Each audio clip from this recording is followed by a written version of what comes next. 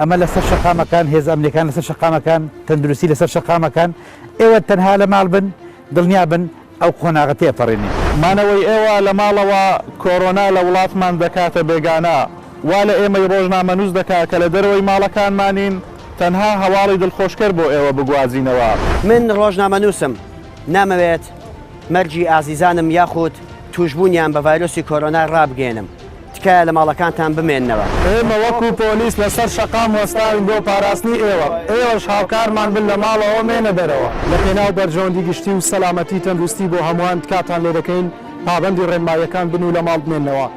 ئێمە نامانەوە هەواڵی مەرگ و کارە سادبار لەم دەڤەرە لە سەردەست و زمانی ئێمە بڵاو بکرێتەوە. سروشتی کاری ئێمە بە جۆرێکە کە دەبێت لە دەرەوە بمێنینەوە، بەڵام لە پێناو پاراستنی تەندروستی خۆمان و ئێوەش پابەندی ڕێنماییەکان دەبین. مانەوەیەکی کاتی ژیانێکی هەمیشەیت پێدەبەخشێت بۆیە لە ماڵەوە بمێنەوە و ڕێنمایە تەندروستیەکان جێبەجێ بکە و خۆت و خۆشەویستانت لە ڤایرۆسی کۆڕۆنا بپارێزە.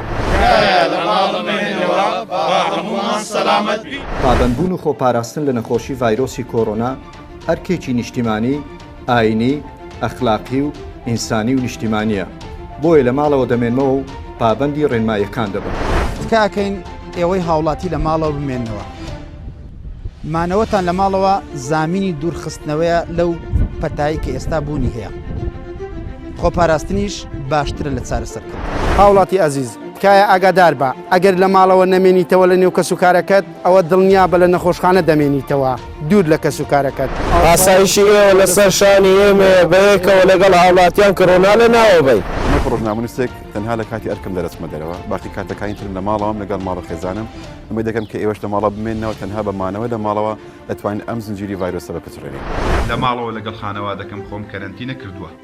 هەڵبەتە ناترسین، بەڵام کۆمەڵێک ڕێنمایی هەن کە پێویستە پەیڕەویان بکەین و کەمترین بەرکەوتنمان هەبێت لەگەڵ دەوروبەردا.